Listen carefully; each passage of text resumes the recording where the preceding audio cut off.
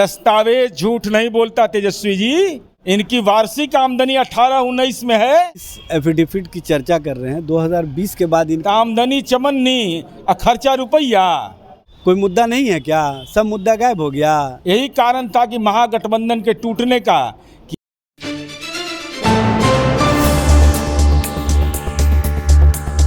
लालू प्रसाद यादव पर पहले जो है अलकतरा घोटाला, फिर चारा घोटाले का आरोप लगा, लेकिन अब उनके पुत्र और बिहार के नेता प्रतिपक्ष तेजस्वी यादव पर एक बड़ा आरोप लगा है। और ये आरोप लगाया गया है जदयू के द्वारा। जदयू के मुख्य प्रवक्ता हैं नीरज कुमार। उन्होंने कहा कि तेजस्वी यादव जो है वो इनकम घोटाला करते हैं। बीते सोमवार को जो है निहोरा प्रसाद यादव, अरविंद निषाद और जदयू के मुख्य प्रवक्ता है नीरज कुमार, उन्होंने एक प्रेस वार्ता रखा था। और प्रेस वार्ता के दौरान उन्होंने साफ तौर पे कह दिया कि नेता प्रतिपक्ष तेजस्वी यादव जो है अब इनकम घोटाला करते हैं, क्योंकि तेजस्वी यादव की जो मूल सैलरी है वो 40,000 रुपये होती है। एक विधायक की जो मूल वेतन होता है वो 40,000 होता है, लेकिन तेजस्वी यादव ने अपने एफिडेविट में बताया कि उनकी मूल जो आय है वो 11,812 रुपये 50 पैसे है। इसको लेकर नीरज कुमार ने प्रेस वार्ता रखा और साथ ही साथ क्या कुछ कहा सुनवाते हैं आपको।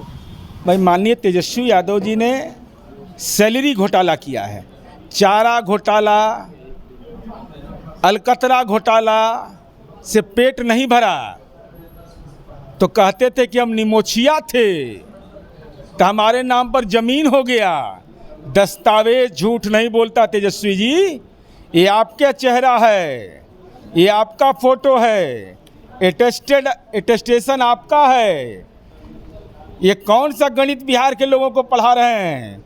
इनकी वार्षिक आमदनी 18-19 में है 1,41,750 रुपया, माने प्रति माह 11,812 रुपया, जबकि मूल वेतन मिलता है 40,000। और 1,13,00,000 की कर्जा दे दिए 15 में, 2020 में 4,10,00,000 का कर्ज दे दिए। तो आमदनी चमन्नी खर्चा रुपया। ये रुपया कहाँ से आ रहा था? यही कारण था कि महागठबंधन के टूटने का, कि अब कितना बर्दाश्त करते, सैलरी घोटाला भी हम बर्दाश्त करते।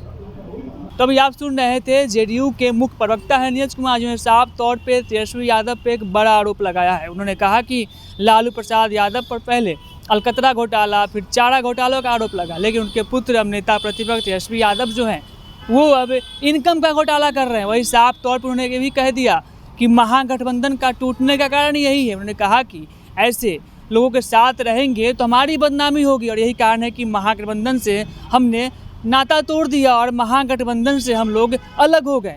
इसको लेकर आरजेडी के प्रवक्ता एजाज अहमद ने क्या कुछ कहा वो भी सुनवाते हैं आपको। भाई, जिस एफिडेविट की चर्चा कर रहे हैं 2020 के बाद इनकी आंख आज कैसे खुली? इनकी चक्षु और निद्रा बहुत दिनों के बाद खुली है।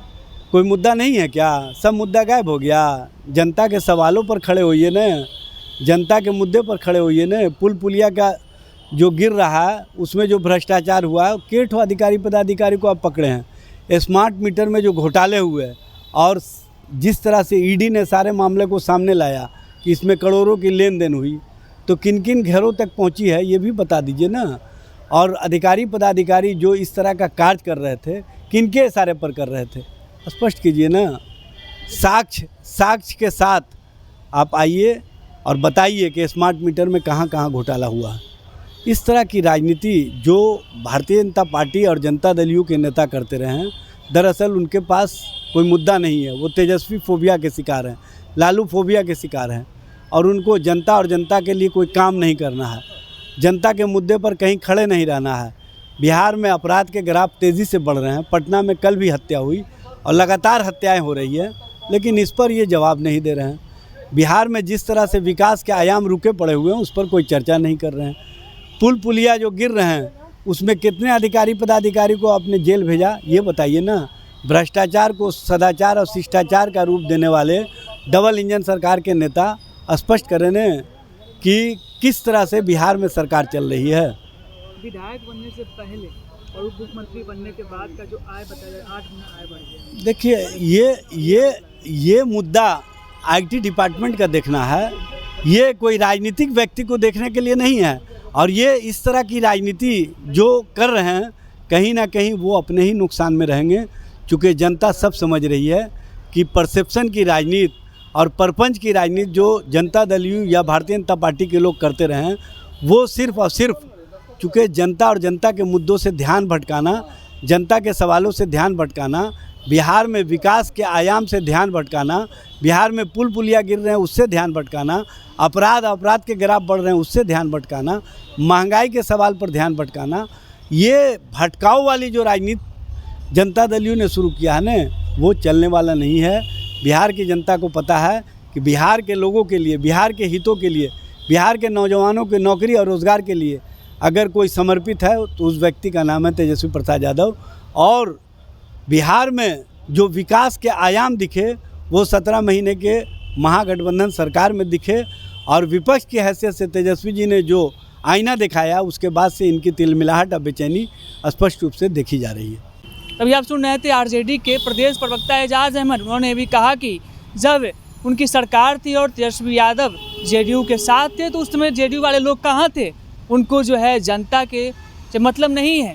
जब स्मार्ट मीटर घोटाला होता है उस पर जेडीयू चुप रहती है, वही बिहार में शराबबंदी है और इतने बिहार की जनता, इतने बिहार के लोग जो है वो मर चुके हैं जहरीली शराब से, लेकिन सरकार जो है कुछ नहीं कर रही है। सरकार जो है उनको तेजस्वी फोबिया पकड़ लिया है। जेडीयू पर हमलावर करते हुए ने कहा कि जेडीयू के लोग और एनडीए के लोग को जो है तेजस्वी फोबिया पकड़ लिया है। जी हाँ, तो तमाम आपने इस खबर में देखा। बहरहाल इस खबर में इतना ही। रोशन कुमार, राष्ट्रीय सागर, पटना।